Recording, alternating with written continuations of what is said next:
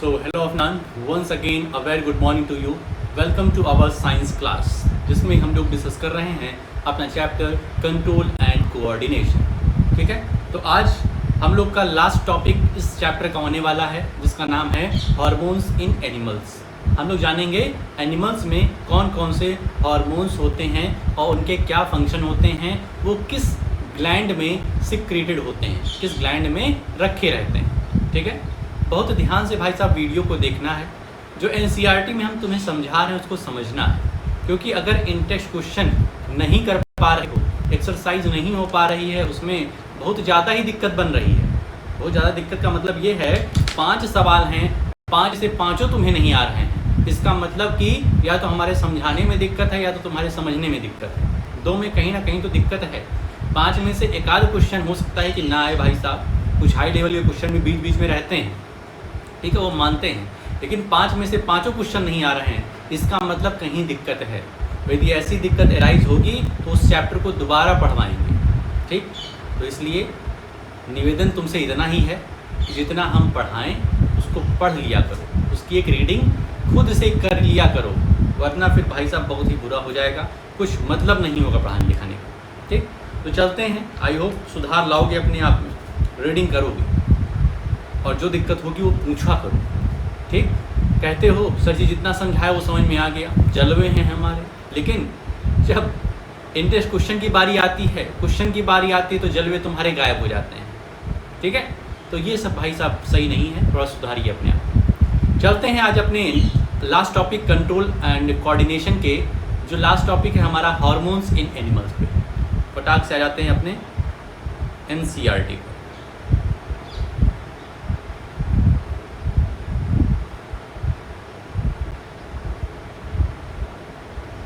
Hormones in animals. However, such chemical or hormonal means of information transmission used in animals. अब हम लोग देखेंगे कि आखिर जो हार्मोन्स का ट्रांसमिशन है, हार्मोन सिक्रीट होता है, हार्मोन रिलीज होता है, वो हमारे एनिमल में किस तरीके से काम करता है. What do some animals, for instance squirrels, experience when they are in a scary situation? Their bodies have to prepare for either fighting or running away. भाई हमारे सामने कोई सिचुएशन जब आती है, तो हमारे पास 2 ऑप्शन हैं. या तो उनसे डट कर सामना करो और या तो वहाँ से भाग जाओ. भाई कुत्ते ने भौंका तो तुम्हारे पास अब 2 ऑप्शन हैं. या तो इतनी तेज़ तुम्हारी रफ्तार हो कि कुत्ता तुम्हारा पीछा करे और तुम आगे निकल जाओ, या तो फिर कुत्ते की तरफ हमला करो. तुम्हारे पास 2 ऑप्शन रहते हैं हर एक सिचुएशन के, आइदर फाइटिंग और फ्लाइटिंग. या तो फाइट करो या फ्लाइट करो. फ्लाइट मतलब भागना. Both are very complicated activities that will use a great deal of energy in controlled ways. और ध्यान रखना, फाइट करना है कि फ्लाइट करना है, ये सब का सब हार्मोन डिसाइड करता है.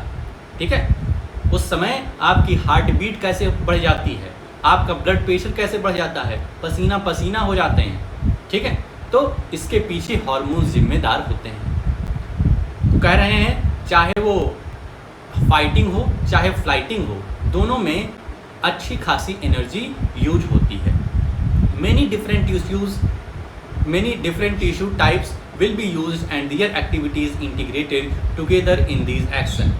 However, the 2 alternative activities, fighting or running, are also quite different. So here is a situation in which some common preparation can be usefully made in the body. These preparation should ideally make it easier to do either activity in the near future. How would this be achieved? तो हम यहाँ सीखने वाले हैं कि आखिर हमें fighting करना है या फ्लाइटिंग करना है, अंदर हमारे कौन कौन से हार्मोन उस समय एक्टिवेट होते हैं. ठीक है, अंदर क्या बॉडीली चेंजेस आते हैं, ये हम लोग को देखना है. If the body design in the squirrel relied only on electrical impulses via nerve cell, the range of tissues instructed to prepare for the coming activity would be limited.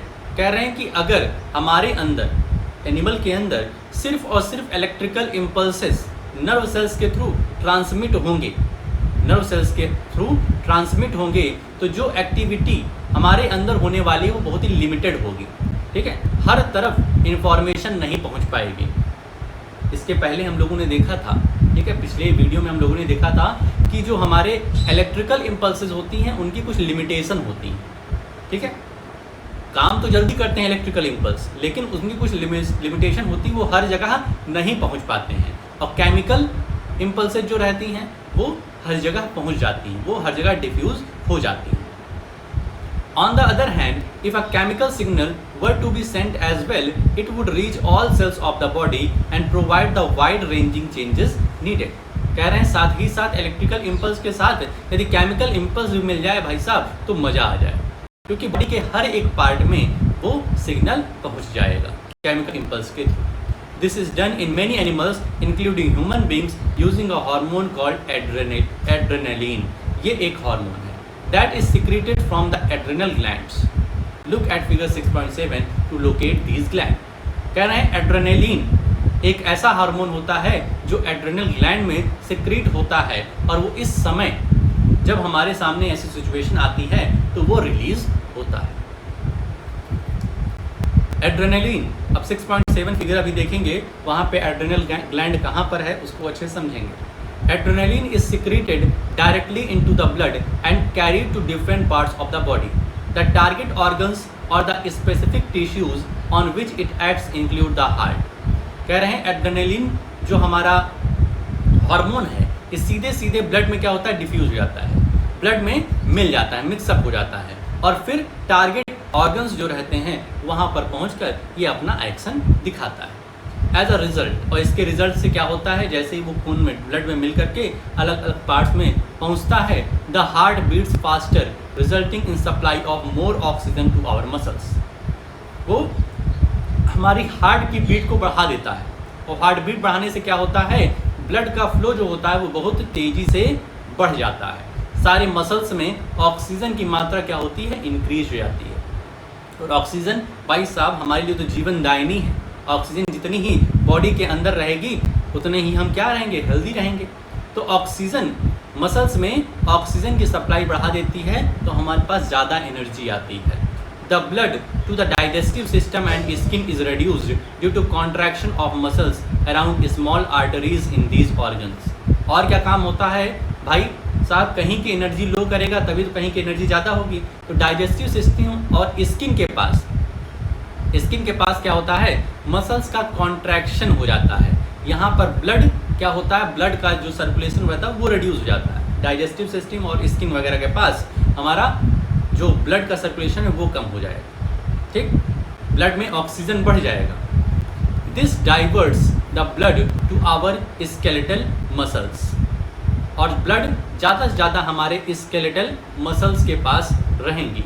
The breathing rate also increases because of the contraction of the diaphragm and the rib muscles. ठीक है, बहुत ध्यान रखो, ये जब adrenaline जब release हो रहा है तो ये सारी चीज़ें हो रही हैं कि हार्ट बीट फास्ट हो रही है, ब्लड में ऑक्सीजन की मात्रा बढ़ रही है, डाइजेस्टिव सिस्टम और स्किन की जो वो हैं आर्टरीज हैं वो क्या हो रही हैं, कॉन्ट्रैक्ट हो रही हैं, उसकी मसल्स क्या हो रही हैं, कॉन्ट्रैक्ट हो रही हैं, स्केलेटल मसल्स के पास ब्लड क्या हो रहा है, पहुंच रहा है।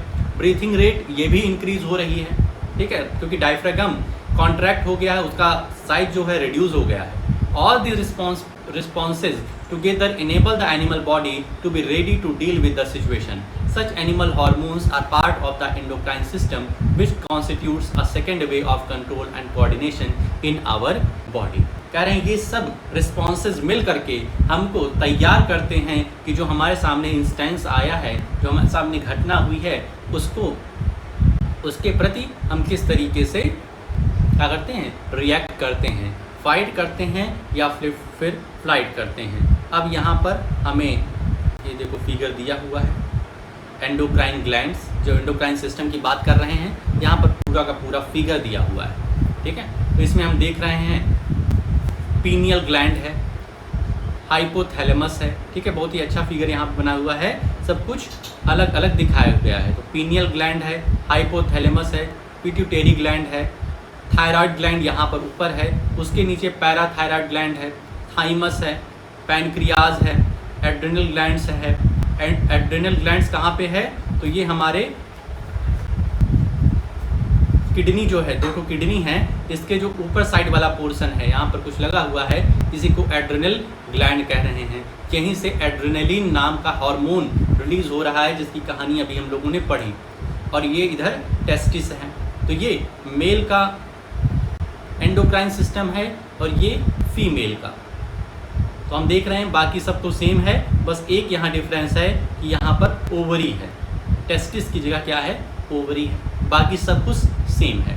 पीनियल ग्लैंड, उसके बगल में हाइपोथैलेमस, हाइपोथैलेमस के नीचे थोड़ा सा पिट्यूटरी ग्लैंड, फिर थायराइड, पैराथायराइड, हाइमस। इसको याद कर लेना भाई, क्योंकि एग्जाम में ऐसे तुम्हें फिगर दे देगा और बता देगा कि इसका नेम लिखो। जितने भी पार्ट्स हैं इसके अच्छी तरीके से नेम लिखो। तो इसको थोड़ा सा याद कर लेना कि कहाँ पे कौन सी ग्लैंड है। ठीक। Activity 6.3, look at figure 6.7, identify the endocrine glands mentioned in the figure. तो ये जितनी भी सारी ग्लैंड हैं ये सब की सब एंडोक्राइन ग्लैंड्स में आती हैं। Some of these glands have been listed in table 6.1 and discussed in the text. Consult books in the library and discuss with your teachers to find out about other glands. तो अभी इतना ही जानो, आगे जब पढ़ेंगे तो और glands के बारे में जानेंगे, पहले इतना ही अच्छे से याद। Remember that plants have hormones that control their directional growth. तो इसके पहले हम लोगों ने प्लांट के बारे में पढ़ा, प्लांट के डिफरेंट हार्मोन्स के बारे में पढ़ा कि कौन से हार्मोन्स उसकी ग्रोथ को बढ़ाते हैं, कौन से हार्मोन्स ऐसे हैं जो उसकी ग्रोथ को लिमिटेड करते हैं। What functions do animal hormone perform? On the face of it, we cannot imagine their role in directional growth. We have never seen an animal growing more in one direction or the other, depending on light or gravity. But if we think about it a bit more, it will become evident that even in animal bodies, growth happens in carefully controlled places. तो हम देख रहे थे कि plant में जो है वो लाइट की तरफ, ग्रेविटी की तरफ, या फिर बात करें वाटर की तरफ, तो उसका उनकी तरफ क्या हो रहा है, उनका ग्रोथ हो रहा है। ठीक है, जिसको हम हाइड्रोट्रोपिज्म पढ़े, फोटोट्रोपिज्म पढ़े, जियोट्रोपिज्म पढ़े। मतलब कि फोटोट्रोपिज्म मतलब सूर्य की रोशनी देख करके लाइट की तरफ उसका डायरेक्शनल मूवमेंट हो रहा है। जियोट्रोपिज्म ग्रेविटी की तरफ उसका मूवमेंट हो रहा है। और हाइड्रोट्रोपिज्म तो बिजली हाइड्रोट्रोपिज्म मीन्स क्या हो गया, जल की तरफ, पानी की तरफ उसका मूवमेंट हो रहा है। ठीक है, तो कह रहे हैं कि इस तरीके से तो हमें एनिमल्स में देखते हुए नहीं मिलता है कि लाइट की तरफ उनका मूवमेंट हो रहा है। ठीक है, तो इस तरीके से नहीं, लेकिन यदि हम देखेंगे तो एनिमल्स में भी कुछ लिमिटेड टाइप का मूवमेंट होता है, एक डायरेक्शन में मूवमेंट होता है। Plant will grow leaves in many places on the plant body, for example, but we do not grow fingers on our faces. The design of the body is carefully maintained even during the growth of children. तो कह रहे हैं जिस प्रकार से plant का देखा जाए तो उसके हर जगह क्या निकलता है, पत्तियां निकलती रहती हैं। हर जगह लगभग प्लांट के हर पार्ट में पत्तियां निकलती रहती हैं। लेकिन हम इंसानों में या जानवरों में ऐसा नहीं होता कि हमारे फेस से फिंगर निकलने लग जाए। ठीक है, तो कुछ चेंजेस हैं हमारे और प्लांट्स में, हमारे और प्लांट्स के हार्मोन में कुछ चेंजेस हैं। इतनी बात। आगे let us examine some examples to understand how hormones help in coordinated growth. तो हम देखने चल रहे हैं कि किस तरीके से हार्मोन्स रहते हैं वो एक कोऑर्डिनेटेड ग्रोथ, मतलब एक प्रॉपर स्ट्रक्चर में किस तरीके से ग्रोथ करते हैं। We have all seen salt packets which से आयोडाइज्ड सॉल्ट और enriched with iodine. Why is it important for us to have iodised salt in our diet. ठीक है, तो कई सारे जो हम लोग सॉल्ट खाते हैं तो वो आयोडीन युक्त रहता है। और बहुत सारे टीवी देखते हो तुम तो पहले काफ़ी एडवर्टीजमेंट आता था आयोडीन सॉल्ट का। ठीक है, टाटा सॉल्ट, आयोडीन सॉल्ट ऐसे बोलते हैं उसमें।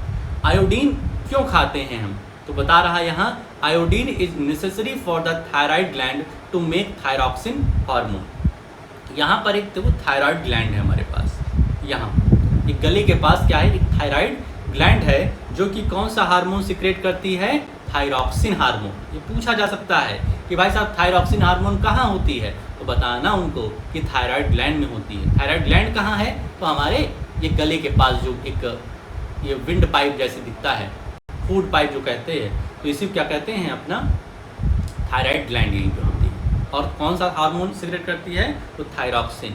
और एड्रेनल ग्लैंड जो था, जो हमारा उसके किडनी के ऊपर था, वहाँ पर एड्रेनलिन हार्मोन सिक्रेट होता है। Thyroxine regulates carbohydrate, protein and fat metabolism in the body so as to provide the best balance for growth. ये जो हमारा थायरॉक्सिन हार्मोन है थायराइड ग्लैंड में, ये क्या करता है? कार्बोहाइड्रेट, प्रोटीन, फैट की जो मेटाबॉलिज्म होते हैं, मतलब समझ लो जो कार्बोहाइड्रेट, प्रोटीन और फैट हम लोग इनटेक करते हैं, इसका बेस्ट बैलेंस बनाता है, ये अच्छा बैलेंस देता है। Iodine is essential. अगर हम आयोडीन ही नहीं लेंगे तो थायरॉक्सिन हार्मोन नहीं बनेगा। Iodine is essential for the synthesis of thyroxine. In case iodine is deficient in our diet, there is possibility that we might suffer from goitre. यदि हमारे diet में आयोडीन की कमी होगी, देखो आयोडीन की कमी होगी तो थायरॉक्सिन हार्मोन नहीं बनेगा। थायरॉक्सिन हार्मोन नहीं बनेगा तो कार्बोहाइड्रेट, प्रोटीन और फैट का जो एक मतलब एक कंट्रोल्ड वे में हमारे बेस्ट बैलेंस, हमारा बैलेंस को अच्छा बनाने के लिए जो थायरॉक्सिन काम करता है वो सही तरीके से कर नहीं पाएगा। तो क्या हो जाएगा? हमें एक बीमारी हो जाएगी जिसको कहते हैं ग्वाइटर, मतलब गले के पास एक, जिसको घींघा रोग कहते हैं, यहाँ पर एक जैसे कुछ फोड़ा जैसे हो जाएगा, ये फूल जाएगा। और one of the system in this disease is a swelling in neck. Neck जो होता है वो सैलो बढ़ जाता है। Can you correlate this with the position of thyroid gland in figure 6.7?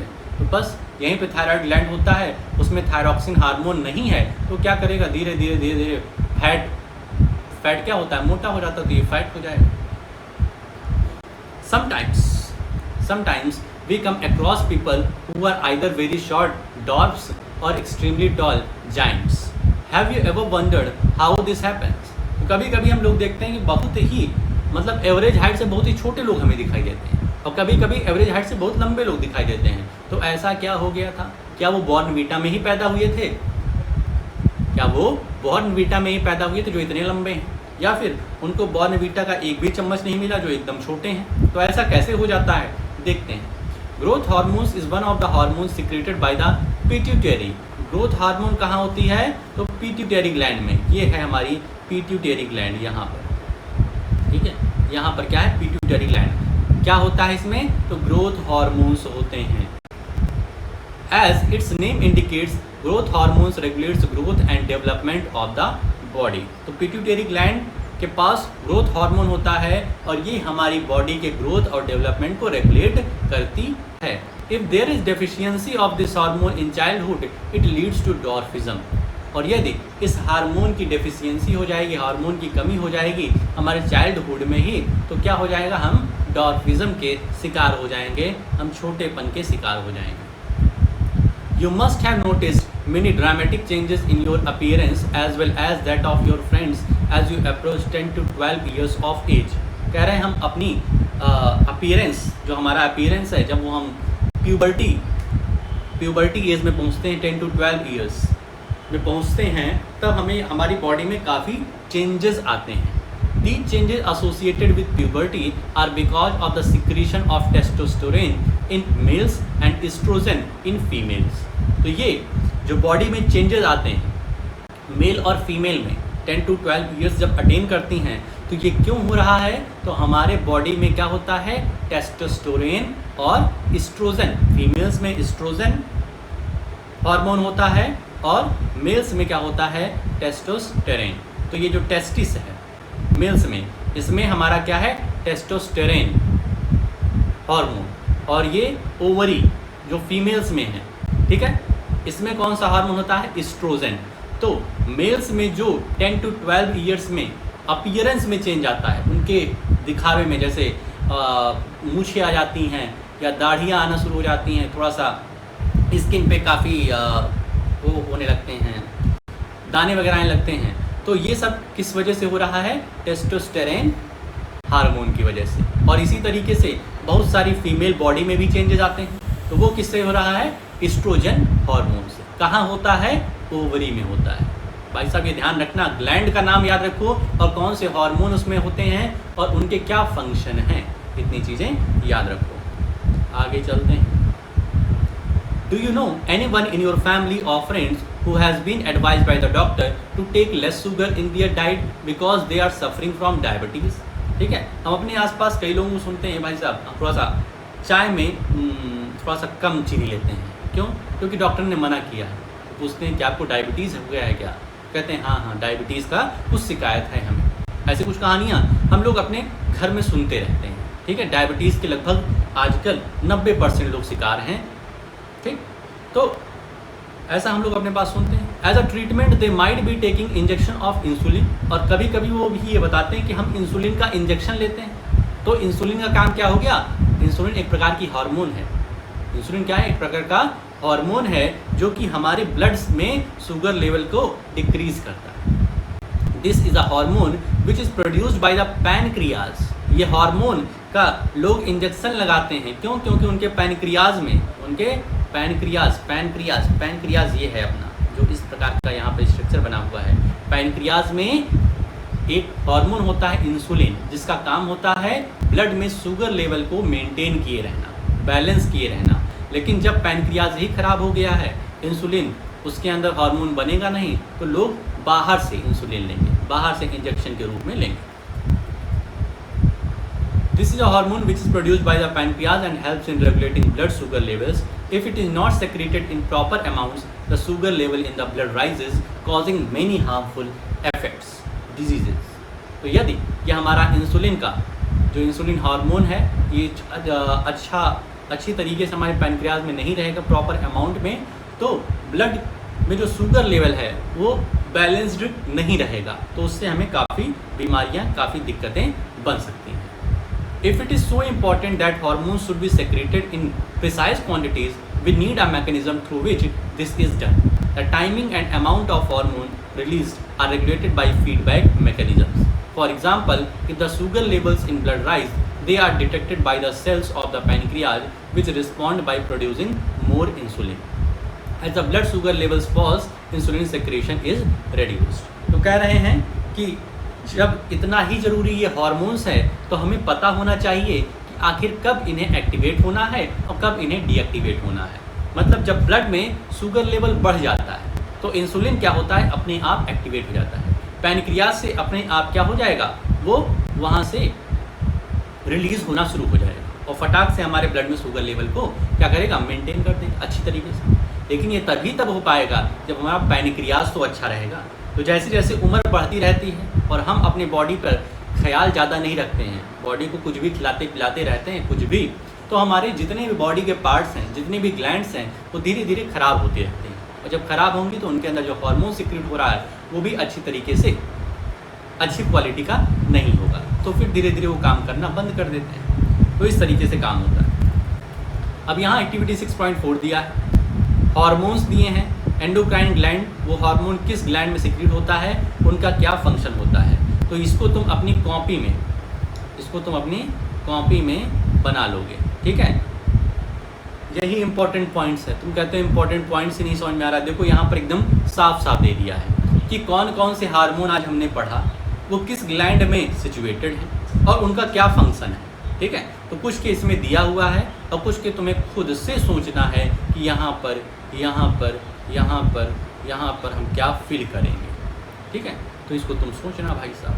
ठीक, इसके बाद इन टेस्ट क्वेश्चन आ जाता है। तो इन टेस्ट क्वेश्चन अब यदि तुम अच्छे समझे होगे तो कितने क्वेश्चन हैं? 4 हैं। 4 में से 2-3 तो आ ही जाने चाहिए। हम मानते हैं 4 में से चारों नहीं आ सकते हैं। ठीक है, you are not brilliant more an up, बहुत ज़्यादा ब्रिलियंट तुमको हम नहीं मान रहे हैं। ठीक है, तो तुम्हें सब कुछ समझ में आ गया है, लेकिन कुछ तो आया होगा ना, 50% तो आया होगा, तो 50% तो कम से कम करो। लेकिन कहो कि सर जी बिल्कुल नहीं आ रहा है, इसका मतलब तुमने रीडिंग नहीं की है। तो हार्मोन्स इन एनिमल शुरू से लेकर के अंत तक जितना आज पढ़ाया है हमने, इसकी अच्छे से रीडिंग कर लेना, समझ लेना, और जो भी इम्पोर्टेंट पॉइंट्स इसमें बीच में तुम्हें नज़र आ रहे हैं उनको अपनी कॉपी में लिख लेना। ठीक, तो आज के लिए अपने इस वीडियो में हम लोग इतना ही रखते हैं। मिलते हैं नेक्स्ट वीडियो में। ओके।